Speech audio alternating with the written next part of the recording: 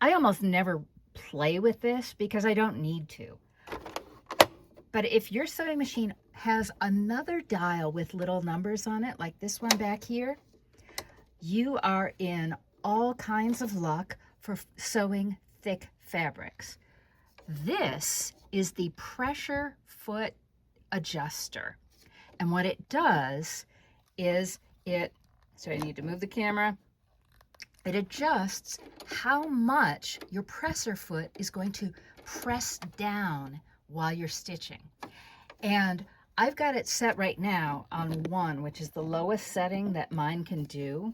I've seen some that go to 0.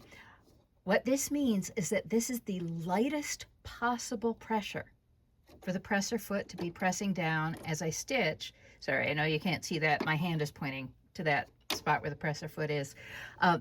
So the presser foot is exerting the least amount of pressure as I stitch 2 layers of exceptionally thick fabric. So this little dial here, folks, is your friend. It'll go all the way up to 4 for lightweight fabrics where you really want the presser foot going, and it'll go all the way down to 1, which is often the setting I use when, for instance, I'm trying to sew a zipper into a hand knit garment, or when I'm trying to do seams on very thick fabric. So I have already, you saw in the last video that I had laid out my pocket. What you didn't see was me hand basting it into place. I will demonstrate that in the next video. I hand basted it, and then I just went to the sewing machine and used a straight stitch and used the edge of my presser foot as a 1/4 inch marker to sew the pocket onto one side of the bag. If you have a foot like this, you can also use this. This is for top stitching, and it's really great when you're going around curves and trying to do stuff. The tricky part I've always found is trying to remember which of these little tick marks you need to line up all the way through. So I have now got the pocket sewn onto one side of the bag, and I'm going to turn it inside out gently and click quickly so I don't mess up my clips. Okay, I'm just taking the clips off. Clips are coming off. And you can see that this did not work perfectly. It worked well enough, and I can live with it. But obviously, even with my basting, you can see that the line of the stitching at the bottom of the pocket is not going evenly. And you can tell that just from looking at the stitching itself here, that one corner of the pocket is considerably lower than the other. But I'm willing to live with this. This is fine. It's not glaringly noticeable. Okay, maybe it's noticeable in this white section here that there's stitching, but the overall unevenness of the stitching isn't giving me heartburn. I can live with this. All right, now to sew the seam, the side seam and the bottom seam of the bag, and I'm just going to do one pocket. I put the right sides of the fabric together, and right away I noticed a problem that I had not noticed when I was squaring the fabric, which is that because my stripe goes wonky, now I've got uneven edges. So how am I going to fix that if I want to match the plaid? And of course I do. So I'm going to get out my friendly little clips here, and I'm going to adjust things on the fly. And this is where a good basting needle and strong basting thread can really save the day.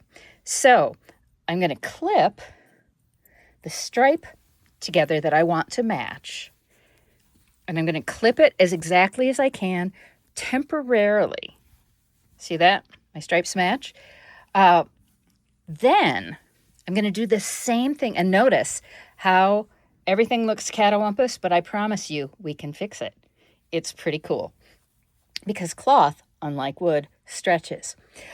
Then I want to line up this stripe where the bottom is going to be and clip that.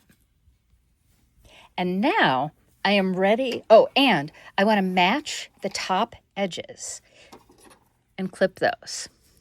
So when you look at this, you're going to see something funky going on right away, which is that this bottom layer is wider than the top layer. It's longer. But with careful basting and a little bit of stretching and an understanding of how your sewing machine works, you can get past that.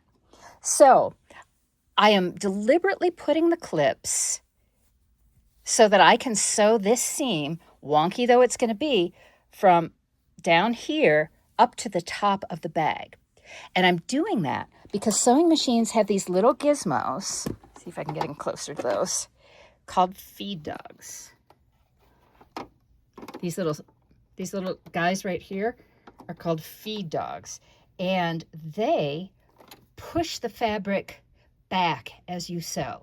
So whenever you're working with two layers that aren't perfectly matched or that need shaping, you put the longer layer on the bottom so that the feed dogs are feeding it through, and then the top layer is not getting fed through because this presser foot does not have feed dogs. You can actually get what are called walking feet that will move both layers. A walking foot, you just pop off this presser foot and put the walking foot on.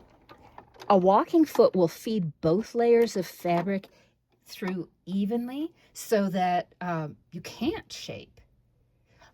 But here, because I want to ease in this fullness, I'm going to let the feed dogs do some of that work for me. So my next task, and yeah, you can square all you want, but when your stripes go wonky and you want them to match, this is what happens, people.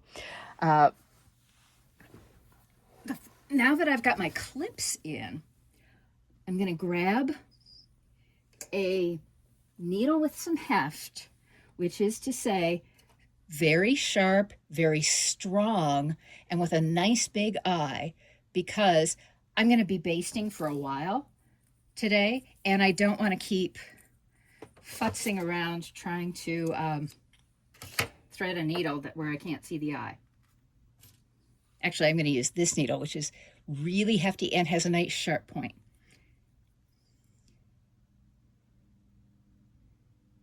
So basting layers together is the secret I have learned. Clips are great, they get you started, but they don't get you all the way there. But when you baste layers together and leave a nice long tail at the end, you're going to be much happier with the results, especially when you are trying to match stripes or pattern or anything else like that. Okay, so, and I'm just going to keep adjusting this clip as I go. And this fabric is so thick that my basting stitches are more than ½ an inch wide, which is fine. And I accidentally went in, always leave yourself a nice long tail at the end. You'll see why in a moment, and you'll thank me for it. And I'm going to put this clip back here because I'm actually going to keep it on board while I'm sewing. So these stitches don't have to be even. They don't have to go in a straight line. They just have to hold the two layers together so that when I take this to the sewing machine, everybody's happy. And in fact, if I stop doing this the lazy way and make my basting stitches closer together, I'm going to be happier. Sorry. I know this can be a little difficult to see. There we go. That might work a little better. Okay. And trying to do this on camera without knocking stuff around is very awkward. But I'm just connecting these layers. And as I'm connecting this part that's longer, the bottom layer, remember, is longer than the top layer. This basting thread is kind of adjusting for that. It's allowing for it. So these days, And I learned this trick when I started using a serging machine. These days, I baste almost every seam by hand before I stitch it. And I do it by hand because I want to be able to adjust the layers and their relationship to each other as I'm going. And then I sew the seam, and then I just grab my seam ripper and pull the basting thread out. It's also a great way to use up really old thread or thread in colors you don't like or don't use very often, so that if you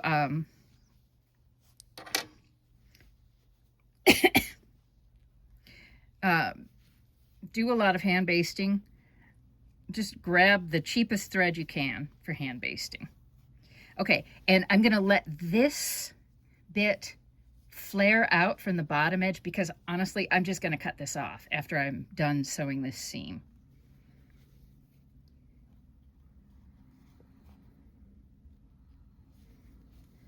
Okay, we're almost there. And again, this part doesn't matter. I'm going to trim this off. Whoops, and I just pulled my thread out of the way. I also strongly recommend that when you're cutting a basting thread, make sure it's going to be long enough for the whole length of the seam that you're basting, because you just want one thread. You don't want to stop and start a thread in the middle of this basting area. It will kind of get rid of the point we want to make. Okay, so now when I take this to the sewing machine, if I tighten this up, this basting thread up, sorry, now I'm too close. If I pull on these two ends, it is automatically easing in the fullness of this bottom layer. And I'm going to keep this clip in place just so these bits don't wiggle around until until the needle of the sewing machine gets to about here, and then I'll remove it. And then I'm going to back stitch at the top and the bottom of both these areas. And I'm going to have to do this off camera because the camera's in the way of my sewing machine. But this is what's going to keep everything lined up. So whatever you're sewing, whenever you have to match patterns or edges, do a basting seam first by hand. You're going to be so much happier. All right, now to sew. Okay, the seam is stitched. I'm going to pull out my basting thread, and it snaps. And this is why you also use a contrasting color. And try to baste away from your stitching area, because if your machine stitching goes over your basting thread, it suddenly becomes a lot harder to pull out. Okay, you gonna come now? Come on. No, okay.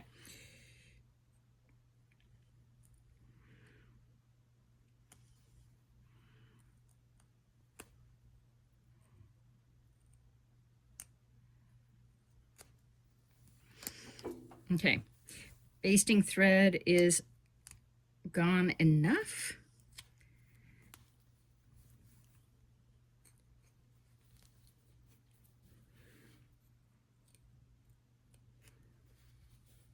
Nope, it's not. Because, and I'm fussing about this, getting all the basting thread out of the way, because it's inside of the machine stitch seam, so it will hide what I actually stitched, the permanent stitching, and I want to make sure that everything's going right. So I stitched this on a 1/4 inch seam, just using the edge of my presser foot as the guide. And I did that for a reason, because I'm going to go back in and stitch a little distance away from that, just to double up this seam. Okay, now for the moment of truth, folks. When we turn the bag right side out,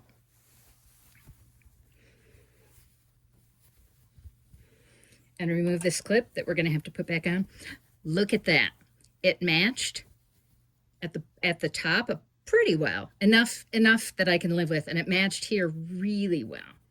All right, so I'm going to stitch one more time, about 1/8 of an inch in from this seam, because I know everything's lining up, and then I will do the bottom seam.